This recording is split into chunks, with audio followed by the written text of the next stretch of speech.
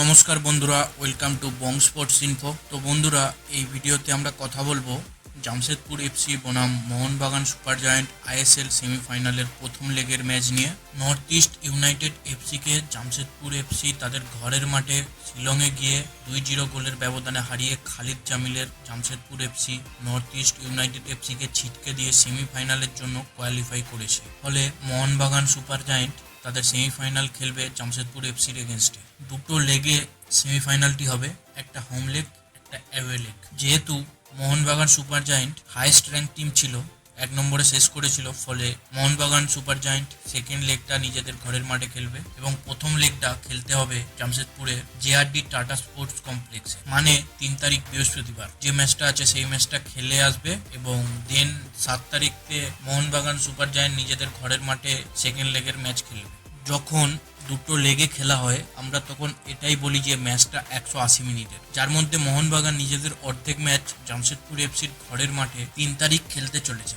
সেই ম্যাচটা নিয়েই আমরা আলোচনা করব। জেআরডি টাটা স্পোর্টস কমপ্লেক্স যে স্টেডিয়ামটা আছে, জামশেদপুর এফসির ঘরের মাঠ। জামশেদপুর এফসি ভীষণ শক্তিশালী, সেখানে নিজেদের ঘরের মাঠে জামশেদপুর এফসির রেকর্ড অনবদ্য এবং মোহনবাগানের এগেনস্টে লাস্ট ম্যাচটা ওখানে ড্রও করেছিল। তবে মোহনবাগান এই মরশুমের সব থেকে বেস্ট টিম, দারুণ ফুটবল খেলেছে। লিগ শেষ হওয়ার অনেকদিন আগেই শিল্ড চ্যাম্পিয়ন হয়ে গিয়েছিল, তারপরও গোয়ার মতো দলকে নিজেদের ঘরের মাঠে হারিয়ে শিল্ডটা হাতে তুলেছে। কিন্তু যেহেতু এতদিনের একটা গ্যাপ, চ্যাম্পিয়ন হয়েছে, একটুখানি আত্মতুষ্টির ব্যাপার হতে পারে। তো সবসময়ই এই টাইপের একটা ম্যাচ একটু কঠিন হয়। প্রথম লেগের ম্যাচটা একটু কঠিন হতে পারে। তো মোহনবাগানের কিরকম প্লেইং 11 হতে পারে, জামশেদপুরের কিরকম স্ট্র্যাটেজি হতে পারে, এই সব নিয়েই আমরা আলোচনা করব। খুবই ইন্টারেস্টিং ভিডিও হবে, শেষ পর্যন্ত দেখতে থাকো। আমাদের চ্যানেলে প্রথমবারের জন্য এসে থাকলে চ্যানেলটিকে সাবস্ক্রাইব করে তার পাশের বেল আইকনটাকে অন করে দিও। অনেকেই বলছিল যে স্টিফেন এজের 7টা হলুদ কার্ড হয়ে গিয়েছে, মোহনবাগানের সাথে প্রথম লেগের ম্যাচটা সাসপেন্ড থাকবে। সেটা একদমই না। তার কারণ হচ্ছে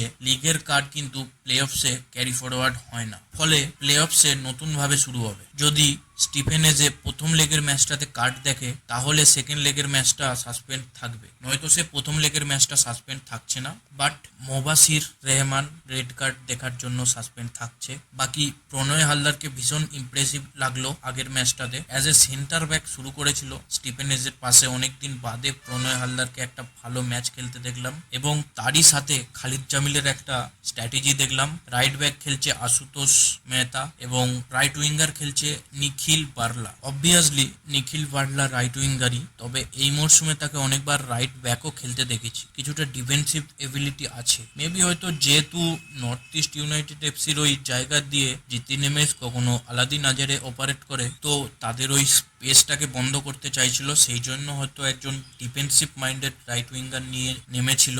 ইমরান খানের মতো প্লেয়ারকে বেঞ্চে রেখে, এবং সেটা কিন্তু সফল হয়েছে। আমরা দেখেছি যে নর্থ ইস্ট ওই দিক থেকে খুব একটা বেশি অ্যাটাক করতে পারেনি, সেইখানে মোহনবাগানের ওই দিক দিয়ে লিস্টনের মতো প্লেয়ার অপারেট করে। সেইখানে লিস্টনের সাথে সুভাশিস এর একটা ভালো কম্বিনেশন প্লে দেখি। সেইখানে কি মোহনবাগানের এগেনস্টেও নিখিল বার্লা, আশুতোষ মেহতা সেই স্ট্র্যাটেজিতে খালিদ জামিল যাবে, নাকি ইমরান খানের মতো এমন একটা প্লেয়ার যে অ্যাটাকে বেশি কন্ট্রিবিউট করে সেই টাইপের কাউকে নিয়ে আসবে? যেহেতু নিজেদের ঘরের মাঠে খেলা, সেটাও দেখা ইন্টারেস্টিং হবে। তো খালিদ জামিলের স্ট্র্যাটেজি কিন্তু আগের ম্যাচে ভাই অন পয়েন্ট ছিল, ফলে খালিদ জামিল কিন্তু রীতিমতো ক্রেডিট ডিজার্ভ করে এই টিমটিকে সেমিফাইনালে তোলার জন্য। বাকি মোহনবাগানের লক্ষ্য এটাই থাকবে, জামশেদপুর এফসির ডিফেন্স ভেঙে গোল করা। যদি জামশেদপুরকে জেআরডি টাটা স্পোর্টস কমপ্লেক্সে মোহনবাগান 1 গোলের ব্যবধানেও হারিয়ে দিয়ে চলে আসে, তাহলে নিজেদের ঘরের মাঠে কাজটা অনেক ইজি হবে। যতক্ষণ 0-0 থাকবে ততক্ষণ জামশেদপুর কিন্তু ডেঞ্জারাস, তারা যখন তখন গোল করতে পারে এবং নিজেরা ডিফেন্সিভলি স্ট্রং থাকবে। ফলে স্টিফেন এজে, প্রণয় হালদার, আশুতোষ মেহতা, মুহাম্মদ উভেস, তাদের যে ডিফেন্স, সেই ডিফেন্স মোহনবাগানকে ভাঙতে হবে। জেআরডি টাটা স্পোর্টস কমপ্লেক্সে গিয়ে সুযোগগুলো কাজে লাগাতে হবে এবং সেই জায়গাতে দাঁড়িয়ে আমরা যদি মোহনবাগানের টিম নিউজ নিয়ে আলোচনা করি, সেখানে মোহনবাগানের বেশ কিছু সমস্যা ছিল, যে ন্যাশনাল ক্যাম্পে মনবীর সিং, আশিস রায়ের মতো প্লেয়ার যোগ দিতে পারেনি, বাট এই ম্যাচের জন্য তারা অ্যাভেলেবেল থাকবে বলে শোনা যাচ্ছে। তবে আপুয়াকে আমরা দেখেছিলাম বাংলাদেশের সাথে ম্যাচটাতে পা ভেঙে দেওয়ার মতো চ্যালেঞ্জ কিন্তু বাংলাদেশের প্লেয়ার করেছিল এবং আপুয়া কিন্তু একটু স্ট্রাগল করছে এখনো পর্যন্ত। 3 তারিখের আগে পুরোপুরি ফিট হয় কিনা সেটাই এখন দেখার বিষয়। লাস্ট প্র্যাকটিস সেশনে হালকা প্র্যাকটিস করতেও দেখা গিয়েছে এবং বাকি সময়টা রিহ্যাব করেছে। তবে আপুয়া যদি পুরোপুরি ফিট না হয় তাহলে মোহনবাগানের কাছে একটা বড় ধাক্কা। তবে মোহনবাগান চাইবে যে আপুয়া তাড়াতাড়ি ফিট হয়ে যাক। যদি একান্তই না হয় তাহলে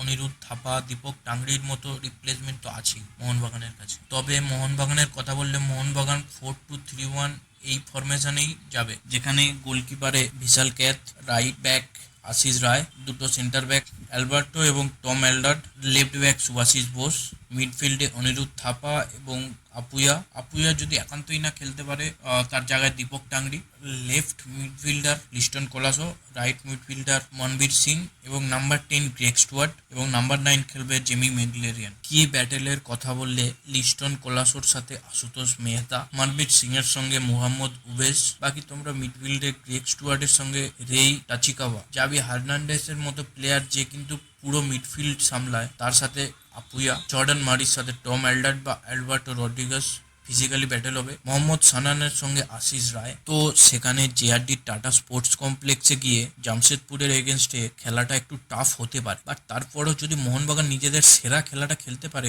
যদি আপফ্রন্টে ক্লিনিক্যাল হয়, কারণ নর্থ ইস্ট অনেকবারই জামশেদপুরের ডিফেন্স ভাঙার মতো অবস্থায় চলে গিয়েছিল, গোলটা আসেনি। তো যদি মোহনবাগান আপফ্রন্টে গ্রেগ স্টুয়ার্ট, জেমি ম্যাকলেরিয়ান বা পরের দিকে as a substitute Dimi Petratos, Jason Cummings, তাদেরও রোল থাকবে, তারা যদি পরের দিকে এসে সেই গোলটা করতে পারে, 1 গোলের ব্যবধানেও ওইখান থেকে জিতে আসতে পারে। আমরা মনে হয় পরবর্তীতে যুব ভারতী ক্রীড়াঙ্গনে যখন 7 তারিখে মোহনবাগান নামবে, অনেক অনেক বেটার মাইন্ডসেটে মোহনবাগান নামবে। তো তোমরা কি এক্সপেক্ট করছো এই ম্যাচটা থেকে অবশ্যই কমেন্টে জানিও। জামশেদপুরের কি প্লেয়ার্স বলতে গেলে Stephen Eze, Albino Gomes, Javi Hernandez, Jordan Murray, Ashutosh Mehta, রে টেচিকাওয়া, এই প্লেয়ারগুলো জামশেদপুরের জন্য কি ফ্যাক্টর হতে পারে। এবং মোহনবাগানের কি প্লেয়ার বলতে গেলে Tom Aldred, Alberto Rodriguez, Jamie Maclaren, Apuia খেললে আপুয়া, গ্রেগ স্টুয়ার্ট কি ফ্যাক্টর হয়ে উঠতে পারে। বাকি তোমরা জানিও তোমরা এই ম্যাচটা থেকে কি এক্সপেক্ট করছো।